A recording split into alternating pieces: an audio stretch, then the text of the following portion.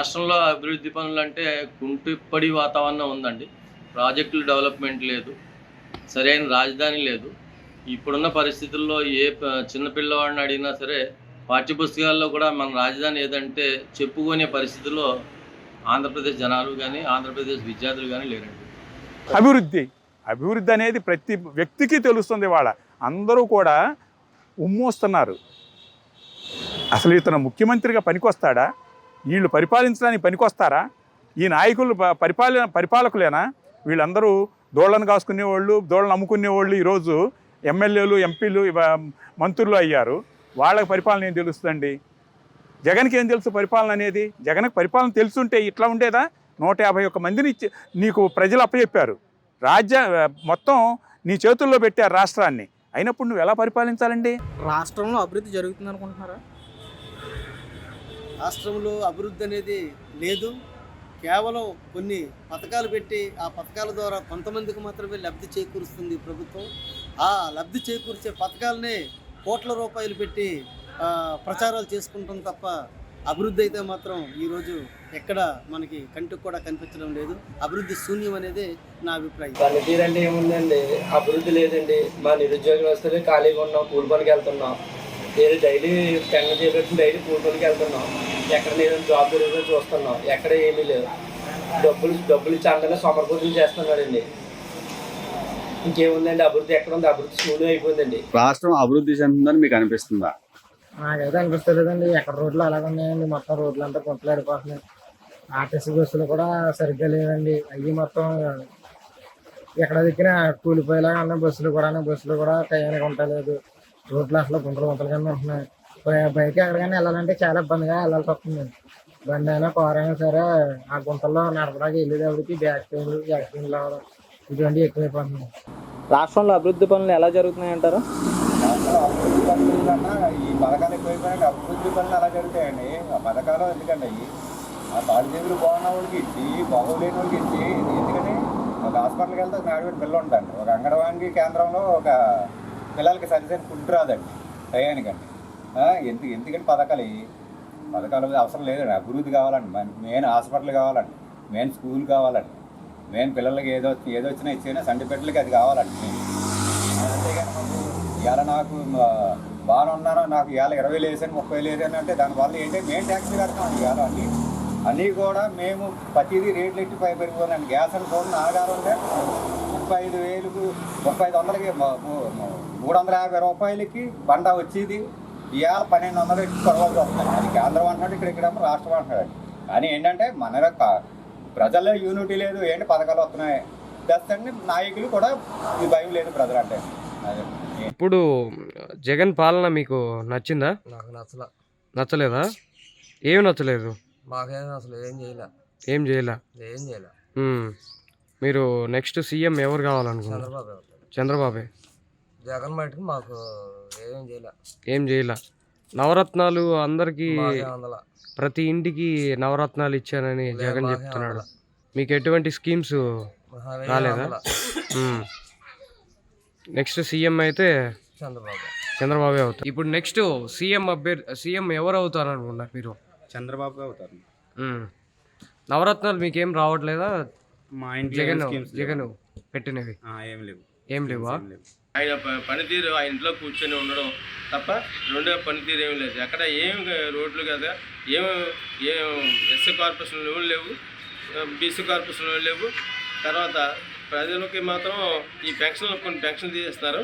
ఈ వారంటీస్ ఉన్నారంటే చాలా అద్దానంగా ప్రవర్తిస్తున్నారు. చాలా స్వచ్ఛాలయం గట్ట చాలా అసహ్యంగా ఉంది, చాలా ఇబ్బందికరంగా ఉంది ప్రజలకి. ప్రభుత్వ పాలన మీకు ఎలా ఉంది? అదే సామాన్యుడు బతకడం చాలా కష్టమైపోయిందండి. తర్వాత ప్రతి దాని మీద రేట్లు పెంచేసారండి. తర్వాత స్థలాలు గట్రా చూసి కదా ఇవ్వలేదండి. లోన్లు గట్రా సరిగ్గా ఇవ్వట్లేదండి. ఇలా స్థలాలు గట్రా ఇచ్చే వాళ్ళకి మామూలు ఉన్న వాళ్ళకి ఇచ్చారు తప్ప లేని వాళ్ళు ఒకసారి చూసండి చేయలేకపోయారండి. ఇలా స్థలాలు మామూలుగా స్థలాలు ఇచ్చారంటే లేని వాళ్ళు బాగా చూసి ఇవ్వాలండి. వాళ్ళ కార్యకర్తలు వాళ్ళు ఉన్న వాళ్ళు వాళ్ళని చూసుకుని ఇచ్చారు తప్పగానండి మరి లేని వాళ్ళు చూసి ఇవ్వాలి కదండి. అభివృద్ధి పనులు జరగట్లేదు కానీ సంక్షేమ పనులు జరుగుతున్నాయి. అది మేజర్గా ఓటు రాజకీయం. జగన్ గారి పాలన అంత చెప్పుకోదగ్గ విధంగా ఏమీ లేదు. ఓన్లీ సంక్షేమ పదాల మీద డిపెండ్ అయిపోయాడు. ఓట్ బ్యాంక్ రాజకీయంగా ప్రొసీడ్ అయిపోతున్నారు. జనాలు కూడా మెజారిటీ అలాగే కోరుకుంటున్నట్టుగా కనబడుతున్నారు. అభివృద్ధి అనేది జనాలకు కూడా చాలామందికి తెలియట్లేదు. బాగుంటే మన పిల్లలు బాగుంటారు, భవిష్యత్తు బాగుంటుంది, అలా కాదు. ఈరోజు గడిచిందా లేదా, ఈరోజు ఫ్రీగా వచ్చాయా లేదా, ఫ్రీగా మనకి ఏమైనా అందేయా లేదా, ఇదే విజన్ అయితే లేదు. ముస్లింలు అనుకునే విధంగా లేదండి. పూర్వం గత ముస్లిమ్స్ అందరూ కూడా జగన్కి సపోర్ట్ చేసిన మాత్రం వాస్తవం. దులాన్ పథకం కింద 300 సంవత్సరాలు దాటినా సరే ఈరోజు కూడా దులాన్ పథకం క్లియర్ చేయలేదు. దులాన్ పథకంలో గతంలో తెలుగుదేశం ప్రభుత్వంలో 50,000 రూపాయలు ఇచ్చేవారు. జగన్ ప్రభుత్వం వచ్చిన తర్వాత 1,00,000 రూపాయలు చేస్తామన్నారు. కానీ చేసినప్పటికి కూడా ఈరోజు 10th పాస్ అయితేనే కానీ వాళ్ళకి దులాన్ పథకంలో లబ్ధిదారుగా చేరరు అని చెప్పి వాళ్ళని నిలిపిపెట్టి దాన్ని విస్మరించారు. దానివల్ల ముస్లింలు చాలా వరకు జగన్ పాలన ఈరోజు ప్రజల్లో, అన్ని వర్గాల ప్రజల్లో తీవ్రమైనటువంటి వ్యతిరేకత అనేది కనపడతా ఉంది మనకి. అట్టడుగు ప్రజలకు సంబంధించినటువంటి సమస్యలుగానే ఉండిపోయాయి తప్ప వాళ్ళ సమస్యల పరిష్కారం దిశగా ఆయన ఎటువంటి అభివృద్ధి కానీ లేదు. ఏ పథకాలు పెడతా ఉన్నారు అవి కింది స్థాయి వరకు ఆ పథకాలని చేరటం లేదు అనేది స్పష్టంగా ప్రజల్లో కూడా కనపడతా ఉంది. అటువంటి వ్యతిరేకత ఉంది. అంటే అర్హులకి పథకాలు దరి చేరడం లేదు అంటే ఆయన పని విధానం ఏ రకంగా ఉందనేది ఆ ఒక్క మాటలోనే మనకి అర్థం అవుతా ఉంది. ఒక్క ఇటుకి కట్టలేదు, మన ఒక్క ఇటుకి పేర్చలేదు, ఉన్నాయి కూలగొడుతుంది తప్ప ఏమీ లేదు. సత్యం పథకాలు ఇండిస్తే ఎవరికి కావాలండి? సోమపోతులు చేసి ఉద్యోగం ఇచ్చి పలానా ఉద్యోగం ఇదివరకు నీకు కష్టపడి చెప్పాలి, కానీ ఏమీ ఇవ్వకుండా నీకు 10 సంవత్సరానికి 10,000 ఇస్తానంటే ఎక్కడ సరిపోతుందండి? ఒక అభివృద్ధి పని లేదు, ఏమీ లేదు. ప్రభుత్వం పాలన అయితే అందరికీ డబ్బులు వేస్తున్నారు, కానీ మాకు చదువుకున్న స్టూడెంట్స్కి టైంకి డబ్బులు పడతలేదు. అవి కూడా సగం సగం కట్ అయిపోయి వస్తున్నాయి. దాని మూలంగా ఫీజులు కట్టాలి చాలా ఇబ్బంది పడుతున్నారు అందరు స్టూడెంట్స్ అందరూ కూడా. అవేం మొన్న డిసెంబర్ నెల నుంచి చేస్తానంటున్నారు, కానీ ఇప్పుడు దాకా వసతి దీవెన కూడా వేయలేదండి. అలా పోస్ట్పోన్ చేసుకుంటూ వస్తున్నారు. కాలేజీలో మాత్రం ఫీజులు కట్టకపోతే ఆల్ టికెట్లు ఎవరు కదండి, మరి దానివల్ల కుదరని ఇబ్బంది. ఇప్పుడు జగన్ గవర్నమెంట్ మీకు పథకాలు అనేవి ఇస్తుందా? స్టూడెంట్కి ఎలా యూజ్ అవుతుంది జగన్ గవర్నమెంట్? స్టూడెంట్కి ఎలా యూజ్ అవుతుందంటే, ఇప్పుడు చదువుతున్నాడు కానీ టయానికి డేట్స్ మారుస్తున్నారండి. అంటే ఇప్పుడు వేస్తామని చెప్పి ఇప్పుడు ఇంకా వేయలేదన్న. అంటే మొన్న 8th ఇప్పుడు చెప్పాడు, ఇప్పుడు 3 సార్లు పోస్ట్ పోన్ చేశారు. 2 సార్లు 3 సార్లు చేశారు. ఓకే, కొన్ని స్కీమ్స్ పెట్టారు. ఇప్పుడు అమ్మఒడి అనుకుందాం, అమ్మఒడిలోనే 4 విడతల కింద డబ్బులు వేస్తామన్నారు. కొన్ని మళ్ళా ఈ వసతి దీవెన అని పెట్టారు, అది ఒక్కొక్కసారి పడట్లేదు. మనకేమో కాలేజీలో ఇప్పుడు మా అమ్మఒడి పరంగా అమ్మ అకౌంట్లు వేస్తున్నారు, కానీ అవి మళ్ళీ వచ్చి ఇక్కడ కాలేజీలో కట్టాలి. వసతి దీవెన కింద 10,000 వేస్తున్నారు, కానీ అవి కూడా కట్టాలంటున్నారు. పోయినసారి అయితే ఒక విడత వేయలే. ఇంకా ముందు వేస్తారో లేదో తెలియదు. ప్రజెంట్ ఇప్పుడు జగన్ అన్న పాలన మీకు ఏమనిపిస్తుంది? అంతగా లేదండి, పాలన లేదు. మీకు ఫర్దర్గా ఎవరు రావాలనుకుంటున్నారు సీఎం అభ్యర్థిగా? ఇప్పుడైతే చంద్రబాబు నాయుడు బాగుంటుంది. చంద్రబాబు నాయుడిని ఎందుకు చూస్ చేసుకుంటారు మీరు? అంటే ఇప్పుడు రాష్ట్రం ఉన్న పరిస్థితుల్లో ఆయన వస్తేనే మెరుగుపడిద్ది అనుకుంటున్నాను. అంటే మనం ఇప్పుడు వరకు చూసాం కదా, హైదరాబాద్ అంతా ఐటీ హబ్బులు అలా అంతా అప్డేట్ కదా, మనకి ఇప్పుడు నార్మల్గా అయిపోయింది. మనకి రాజధాని కూడా జగన్ గవర్నమెంట్ సచివాలయ వ్యవస్థ అని గవర్నమెంట్ జాబ్స్ ఇప్పించాము అని చెప్తున్నారు. దానిపై మీ స్పందన? ప్రెసెంట్ అయితే నాకైతే జాబ్ ఇంకా ఏం రాలేదు, మరి దానికోసం జాబ్ కోసం చూస్తున్నా. అదే చంద్రబాబు వచ్చినట్టయితే జాబ్ అన్న వచ్చేదే అని కొంచెం స్కోప్ ఉంది. జగన్ పాలన ఎలా ఉంది? జగన్ పాలన అన్నదే రాష్ట్రాన్ని సర్వనాశనం అయిపోయిందండి. జగన్ పాలనలో అభివృద్ధి ఎక్కడా లేదు. మధ్యతరగతుల ప్రజలు కానీ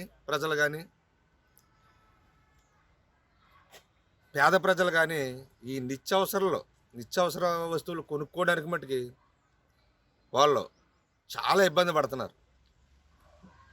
అప్పటికి ఇప్పటికీ చంద్రబాబు నాయుడు పరిపాలనకి ఇప్పుడు జగన్ పరిపాలనకి ప్రభుత్వానికి కూడా ధరలు చూసుకున్నట్టయితే 1కి 2 రెట్లు పెరిగినటువంటి సందర్భం. ఇప్పుడు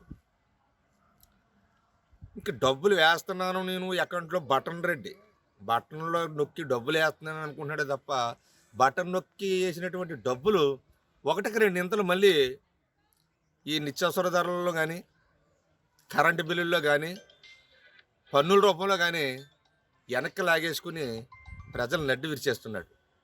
ఎక్కడ రోడ్లు వేసిన పాపాన లేదు, అభివృద్ధి అనేది ఎక్కడ లేదు కూడా.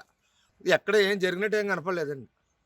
చూస్తున్నాం కదా, సిమెంట్ రోడ్లు ఎక్కడ లేవు. ఆ రోజు తెలుగుదేశం ప్రభుత్వంలో నెహ్రూ గారు వేసినటువంటి, నవీన్ గారు వేసినటువంటి రోడ్లు తప్ప ఇప్పుడు కొత్తగా ఈ శాసనసభ్యులు గారు తెచ్చినటువంటి రోడ్లు ఏమి లేవు. కొబ్బరికాయలు మట్టి కొడుతున్నారు ఎక్కడికక్కడ, కానీ పనులు అయితే మట్టి గంపడతలేదు. జగన్మోహన్ రెడ్డికి అదే పని అండి. అతను తాడేపల్లి కొంపలో కూర్చుంటాడు, ప్రతిపక్షాలు రోడ్డు మీద ఏది చేయకూడదు, ప్రతిపక్షాలు గొంతు నొక్కేస్తే అతను చేసే పనులన్నీ ప్రజలకు తెలియనికూడదని ప్రతిపక్షాల మీద కేసులు పెట్టడం. అయితే జీవో 1 నెంబర్ ఎందుకండి ఎవరికి జీవో 1 నెంబర్ అయాల చంద్రబాబు నాయుడు గారు తెచ్చినట్టయితే ఇతను అసలు పాదయాత్ర చేసేవాడా, లేకపోతే వాళ్ళ చెల్లి పాదయాత్ర చేసేదా? మరి ఆ రోజు కాంగ్రెస్ గవర్నమెంట్లో చెల్లి పాదయాత్ర చేసింది, ఇతను తెలుగుదేశం గవర్నమెంట్లో పాదయాత్ర చేశాడు ఇచ్చాపురం వరకుని. మరి జీవో 1 నెంబర్లో ప్రతిపక్షాలు గొంతు నొక్కేసి పరిస్థితి వస్తే మరి వీళ్ళ ప్రజల్లోకి ఎలా తిరుగును, వీళ్ళ రోడ్ల మీద ఎలా ఎక్కును?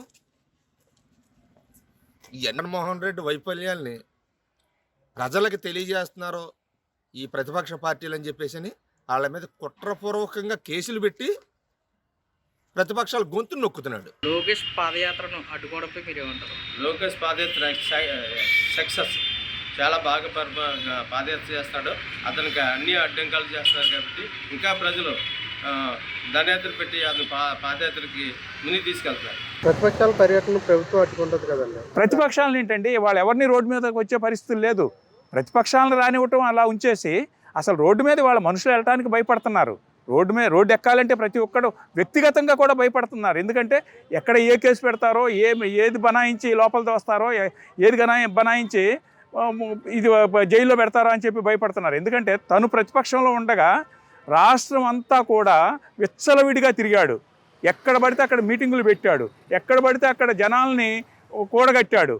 ఇవన్నీ చేసి ఇవాళ నువ్వు అధికారంలో ఉండి నీ అధికారం పోద్దేమో అని భయం ఏర్పడిన తర్వాత ఈరోజు ప్రతిపక్షాలనే కాదు, కనీసం ఎవరిని కార్మికులను బయటికి రానివ్వట్లేదు, ఉద్యోగులను బయటికి రానివ్వట్లేదు, ఏ ఒక్కటి కూడా పూర్తి చేయట్లేదు. వాళ్ళకి ఉద్యోగాలు జీతాలు ఇవ్వలేని పరిస్థితిలో ఉన్నావు. 3 రాజధానులు అయిపోయిన ఘటన. 3 రాజధానులు అనేది ఆల్ పార్టీస్ యాక్సెప్ట్ చేశాయి బిఫోర్ ఎలక్షన్స్. ఇప్పుడు ఏంటంటే టైంపాస్ నుంచి 3 రాజధానులు అంటాం, కానీ ప్రజెంట్ ఏంటంటే ముందుకెళ్ళాలి అంటే సింగిల్ రాజధానితో ముందుకెళ్ళటం అది అందరికీ ఉపయోగకరంగా ఉంటుందని నా అభిప్రాయం. రాష్ట్రంలో 3 రాజధానులు ఉంటే బాగుంటుందా, ఒక రాజధాని ఉంటే బాగుంటుంది? ఏకైక రాజధాని అమరావతి అండి. దాని నినాదంతోనే గతంలో ఎలక్షన్కి వెళ్ళారు. జగన్ ప్రభుత్వం కూడా ఆ రోజు రాజధాని అమరావతి ఉంటేనే బాగుంటుందని చెప్పి అసెంబ్లీలో చెప్పడం జరిగింది. 3 రాజధానులు అనేది అసలు తలకాయలేని విషయం అండి. అది ఇప్పుడు ఒక రాజధాని అనేదే అసలు అక్కడ గత్యంతరం లేదు. ఉన్న రాజధానిని నిలబెట్టుకోవటమే కుదరినప్పుడు ఇంకా 3 రాజధానులు కట్టే విధానం ఎక్కడి నుంచి తెచ్చి కడతాడు? ఇవాళ కనీసం ఎంప్లాయీస్కి జీతాలు ఇవ్వటానికి డబ్బులు లేవు. పథకాలు అని చెప్తున్నాడు, ఆ పథకాలు కూడా పూర్తిగా చేయట్లేదు. ఏదో నవరత్నాలు అన్నాడు, అది అన్నాడు, ఇది అన్నాడు. ఏది కూడా ఈరోజు అన్న వాటిల్లో ఎంతవరకు నెరవేర్చాడు అనేది ఒకటి చూడాలి. అవన్నీ చేయకుండా ఇవాళ 3 రాజధానులు కడతాననేది సరైన పద్ధతి కాదండి. ఎందుకంటే మనకు అసలు ఇవాళ రాజధాని అనే అడ్రస్ లేదు, రాష్ట్రానికి అడ్రస్ లేకుండా పోయింది. ఆ పరిస్థితుల్లో 3 రాజధానులు కడతానని చెప్పి అక్కడ వైజాగ్లో తనకి తన బినామీలకి భూములు సంపాదించుకొని ఆ భూముల రేట్లు పెంచుకోవటం కోసం, అదేవిధంగా ఇప్పుడు ఆల్రెడీ వైజాగ్ అనేది డెవలప్ అయ్యి ఉంది రాష్ట్రంలో. డెవలప్ అయిన సిటీ అది. డెవలప్ అవ్వాల్సింది ఎక్కడ?